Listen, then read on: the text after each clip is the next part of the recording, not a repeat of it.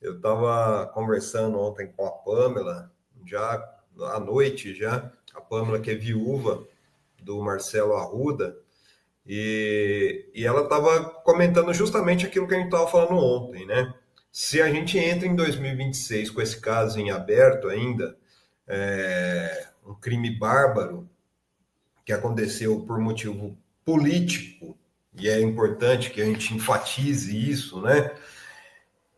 Que vai virar 2026 nesse cenário que a gente está vivendo, né? Então, assim, ontem eu falei com a Pamela, a gente acompanhou para e passo tudo o que aconteceu aqui, inclusive toda a encenação e a causação, né?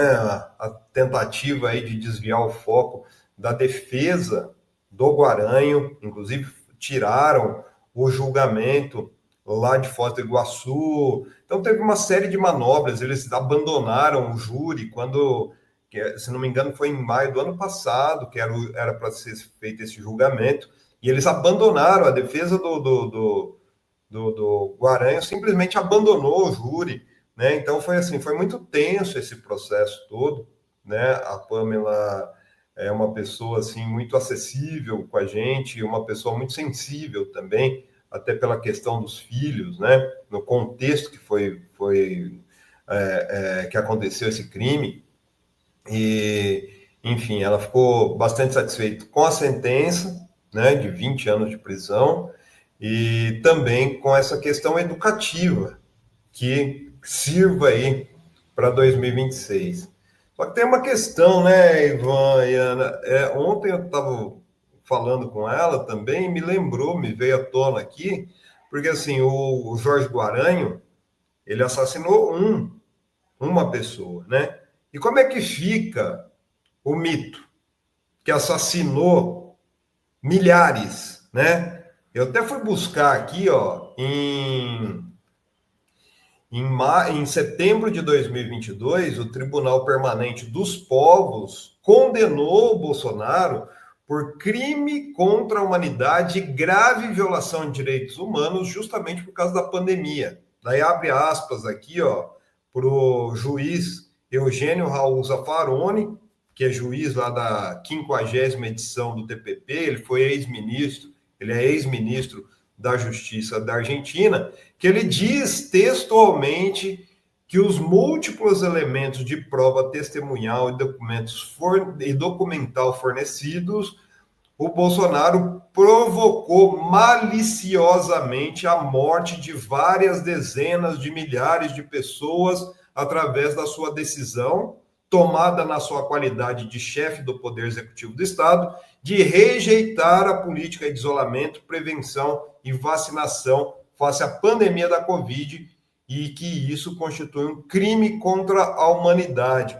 E ele fala, inclusive, aqui, ó, que o tribunal julgou que a prática do presidente de oferecer cloroquina, de ficar promovendo esses métodos que não tinham nenhuma eficácia e que acabaram assassinando as pessoas que poderiam sobreviver, poderia ter tido um atendimento médico adequado, né? É que, ó, a prática do presidente Bolsonaro de incitar permanentemente a violência e estimular a discriminação pública, subhumanizante e contínua de grandes partes do povo brasileiro constitui uma ameaça para esses setores que resulta numa redução do seu espaço social, constituindo uma grave violação dos direitos humanos. Então, a pergunta que fica, né? Eu lembro também que foi feita uma pesquisa que eu fui lá buscar, né, isso já foi em 2023, em que 62% da população, é uma pesquisa que foi feita pela Universidade Federal de São Paulo, né,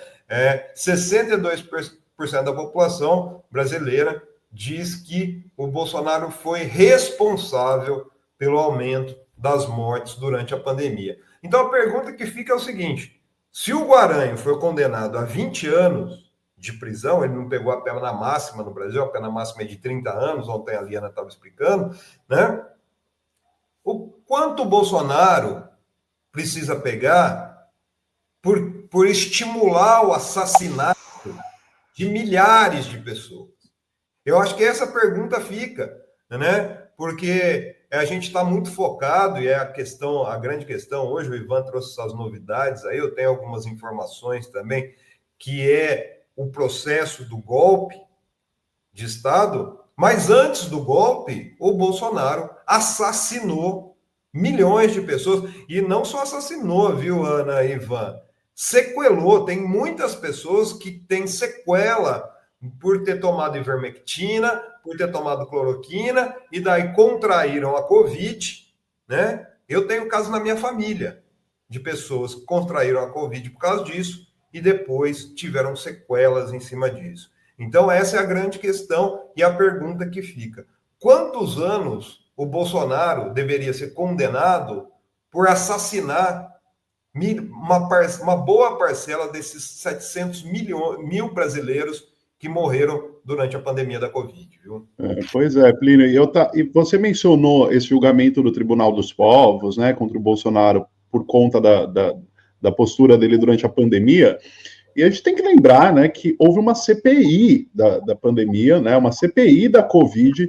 Isso foi, gente, em 2021. Nós estamos em 2025. A CPI da Covid terminou propondo o indiciamento de Bolsonaro por 9 crimes. E até hoje, a Procuradoria-Geral da República não deu sequência, né, ao relatório da CPI da Covid. Então, assim, a gente está esperando o Gonê apresentar o relatório, apresentar a denúncia contra o Bolsonaro por conta do golpe de Estado. Essa denúncia deve sair, né? Todo mundo ali na seara do judiciário brasileiro, da política, sabe que essa denúncia vai sair. Mas e a Covid, né? E os resultados da pandemia da Covid? Porque foi feito um relatório muito robusto, né? Aí a crítica não é o trabalho da CPI, mas sim ao trabalho do Ministério Público, da PGR, que não fez absolutamente nada com relação a isso, né? Então, é muito importante esse ponto que o Plínio coloca, né? Porque se, por um lado, a condenação do Jorge Guaranho, o bolsonarista que matou Marcelo Arruda, é didática, né? Por outro lado, a gente ainda vê impunidade imperando com relação aos verdadeiros líderes desse Brasil de ódio que se forjou durante o período de Bolsonaro. Né? E só para relembrar aqui, para registro, os crimes pelos quais Bolsonaro foi indiciado na CPI da pandemia: prevaricação, charlatanismo, epidemia com resultado de morte, infração a medidas sanitárias preventivas, emprego irregular de verba pública, incitação ao crime, falsificação de documentos particulares, crime de responsabilidade, crimes contra a humanidade. E até hoje não avançaram as investigações dos crimes apontados na pandemia, né? Que Bolsonaro tenha o destino do Guaranho, né, Plínio? Que a gente possa ver essa denúncia da PGR sobre o golpe se apresentado em breve, mas ele tem que pagar pela pandemia também, né? Com certeza. Pois é, assim, é bom lembrar também, né, que na época ele mobilizou, inclusive, as Forças Armadas, né? Teve um laboratório das Forças Armadas para produzir cloroquina. Até hoje ninguém sabe o que foi feito disso, né? A gente até, seria interessante, vou ver se eu abro um pedido de informação via lei de acesso à informação, para onde foi parar isso? Porque foi produzido aí milhares de cloroquina pelo Exército e ninguém sabe para onde foi parar toda esse charlatanismo, como diz o relatório da CPI, promovido pelo Bolsonaro, que, mais uma vez, assassinou milhares de pessoas e deixou outros milhares com sequelas por causa de promoção de métodos charlatão, né? A exemplo do que acontece, por exemplo, com o Valdemiro Santiago. Eu lembro que Valdemiro Santiago, que é um apoiador do Bolsonaro, vendia feijão. Gente, feijão, R$1.000 um feijãozinho para combater a Covid. Gente, essas pessoas precisam ser encarceradas. Isso aí precisa ter uma condenação educativa, como foi esse caso lá do Guaranho, lá no Paraná, viu? Sempre que a gente lembra da Covid, um dos casos mais chocantes foi aquele de Manaus também, né? Que eles fizeram deliberadamente experiências, né? Fizeram as pessoas de cobaias, toda aquela situação da falta de oxigênio, né? Não conseguiram mobilizar minimamente a FAB, vocês lembram, na época, para levar o oxigênio líquido. Aquelas cenas de Manaus talvez são as mais chocantes até hoje, assim, e elas estão para o mundo, como outras que nós tivemos em outros países, né? Aqui no Equador, a gente teve cenas também fortes de pessoas abandonadas sem conseguir mínimo de oxigênio, e isso tudo foi sob o governo Bolsonaro, do Pazuello, daquela doutora cloroquina, todo esse pessoal que levou à morte tantas mil pessoas. Aqui no chat até o pessoal fala, se for investigar bem, são mais de 700 mil, pode ser mais de 700 mil pessoas. Claro. É isso. A própria mídia teve que formar um consórcio para contar, porque eles começaram a esconder os mortos. Olha, foi uma coisa horrenda, viu, gente? Foi muito... Exato. Se a gente para lembrar, né?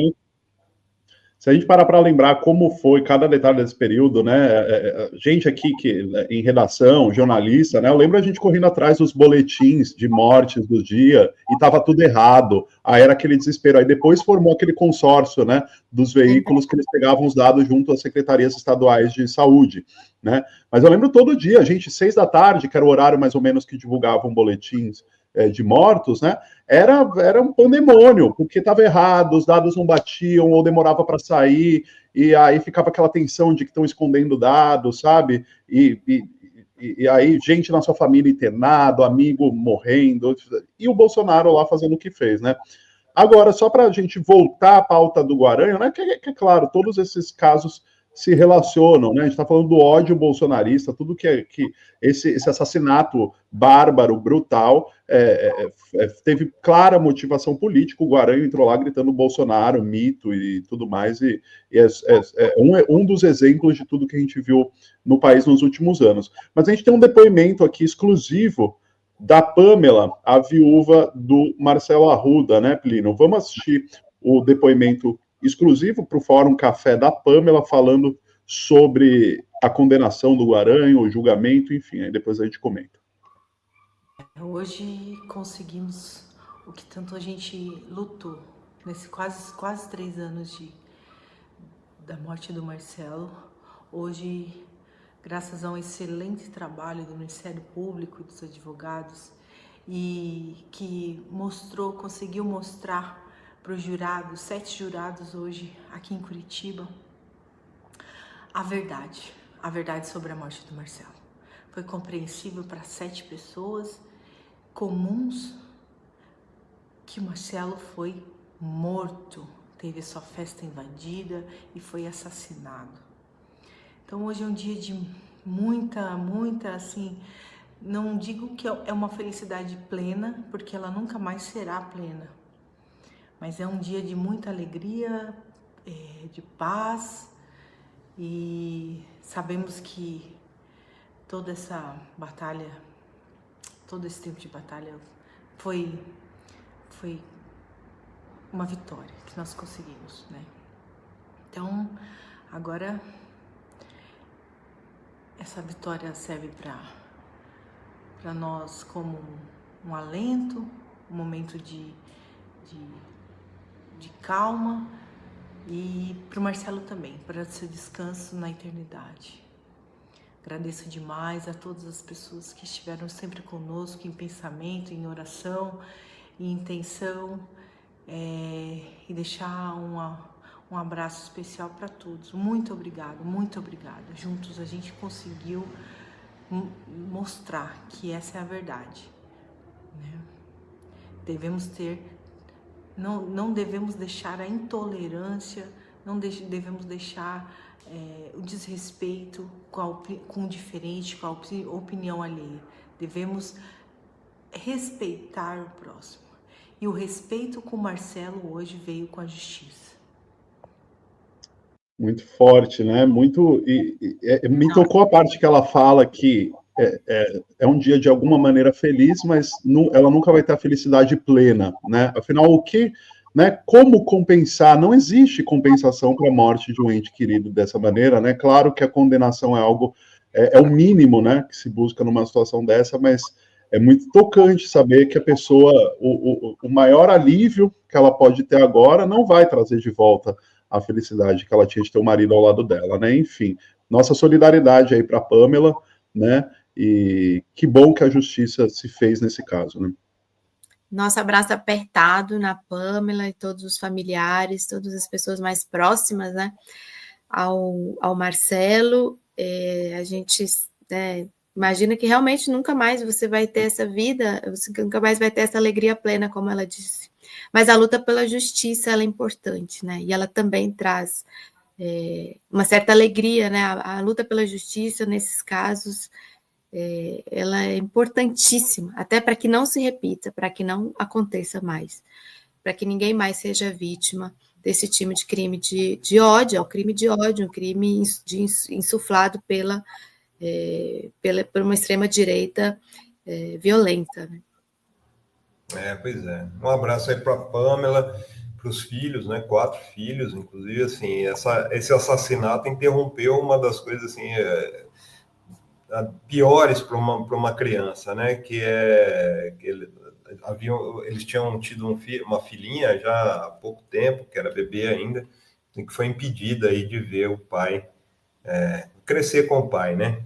Então, um beijo grande para a Pamela, para os 4 aí, e também para o pessoal, muita gente que nesse processo, né? Tem o André, o pessoal lá do PT do Paraná, que foi fundamental também para que fosse feita justiça, ao menos justiça nesse caso, né, gente?